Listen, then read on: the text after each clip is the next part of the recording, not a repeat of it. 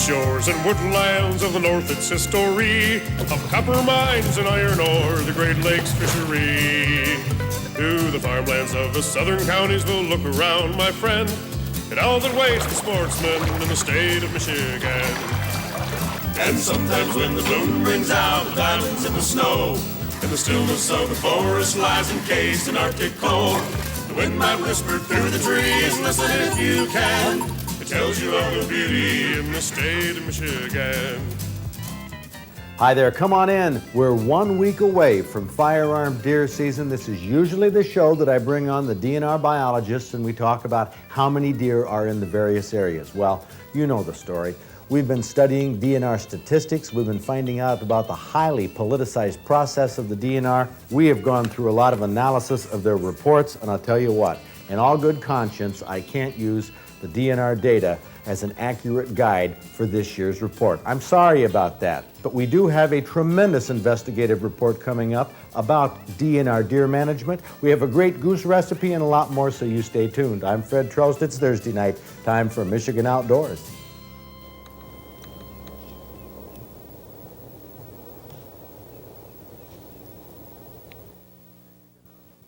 Two weeks ago, we reported a discrepancy in an important program the DNR has been operating since 1971. It's called the Deer Range Improvement Program, DRIP for short. The reason the Deer Range Improvement Program came into being was twofold. First of all, sportsmen were in an uproar about the liberalization of doe licenses during an era of hard winters in the 1960s when mass starvation of deer was prevalent in the northern deer yards.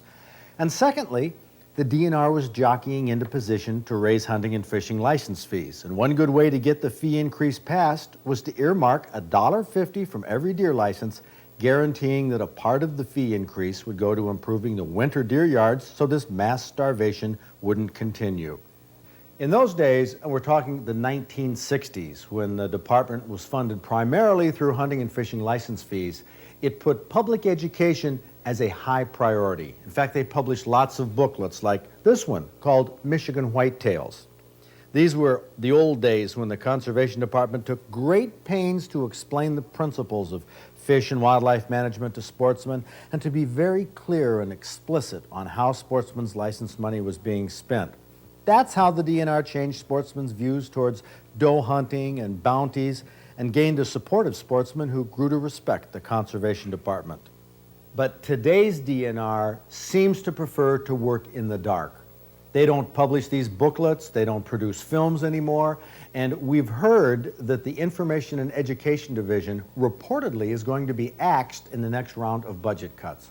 And the sad thing is, booklets like this that helped convince sportsmen to support and respect wildlife policies haven't been available to the public for 20 years. Oh, sure, we get summaries of program reports and budgets, but the statistics are incomplete. The explanations are so vague that you're not really sure what these reports really say. Since the Deer Range Improvement Program began in 1971, the DNR has collected approximately $22 million. And the question we're trying to answer is, have sportsmen received $22 million worth of deer range improvements? Yeah, I called up and talked to former Representative Gomer. He was one of the co-sponsors of the bill in 1970. And he indicated at that point in time that they wanted this to improve forests on state lands, primarily the deer yards, where deer were starving in the wintertime. That's what that legislation was intended for. The lands we're talking about are in the northern part of the state where the deer herd was concentrated.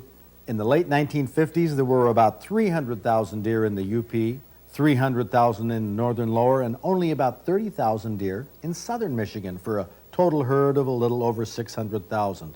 Now, at that time, the Game Division felt Michigan could maintain at least 1 million deer if the winter deer yards were improved, which is why the first priority of the DRIP program states habitat improvement will be done principally on deer winter range, those areas where deer can be expected to be found during the month of December through March. The Conservation Department's Whitetail book highlighted the state's deer yards where the DRIP money would mainly be spent. Deer move to these yarding areas when the winter becomes harsh and food becomes scarce in the rest of their range. These yards are usually cedar swamps, which provide cedar leaves and twigs to eat, provides protection from the wind, and the snow depths are shallow so the deer can move around much easier. The problem is that cedar leaves don't grow back. In areas where large numbers of deer spend long winters, they nibble off every bit of cedar they can reach, and this never grows back. The following winter, there'd be very little food in those yards, and more deer would starve, which was a terrible waste of a resource. But saving deer in the winter could be done if burnings or bulldozings or cuttings were kept up year after year so that new, low-growing vegetation would constantly be coming up as new deer food.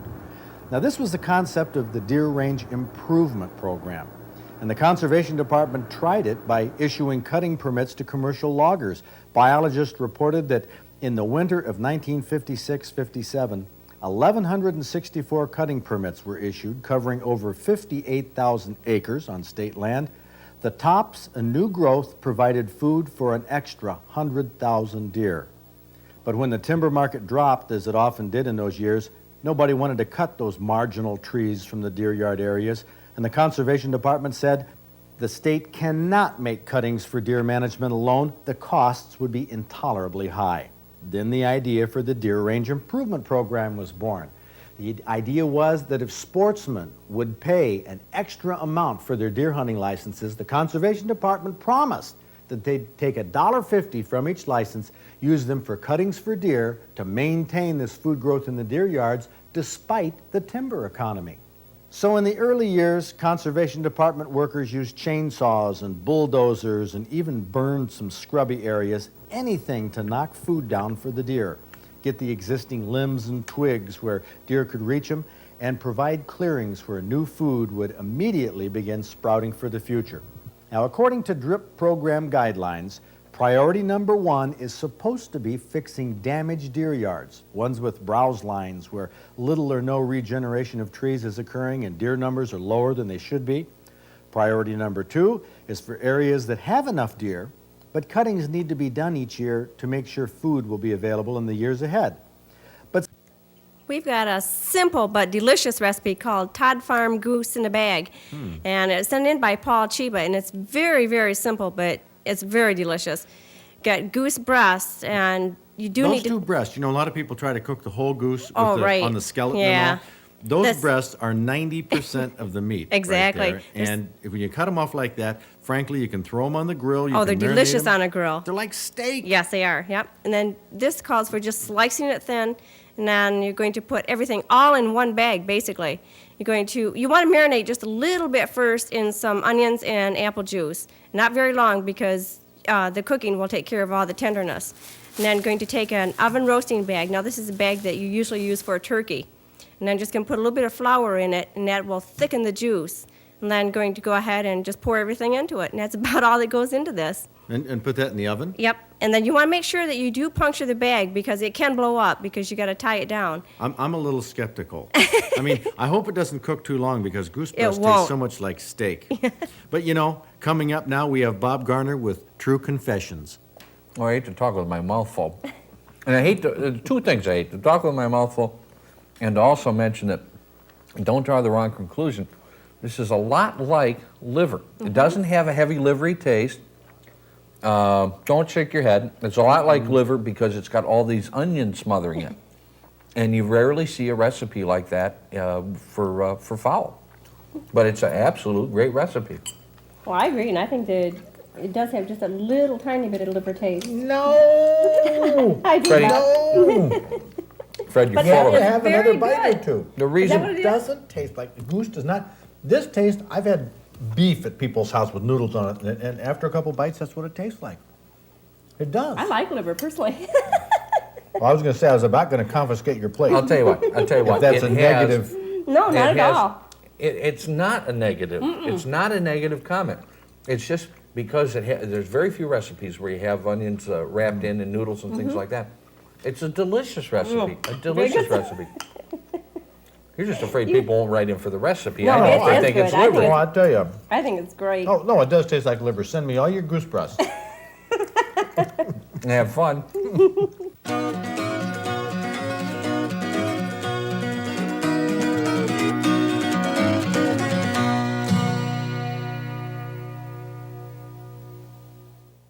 you do, get out, scout, set your blind up this weekend, get outdoors. It's a great place to be. See you next week.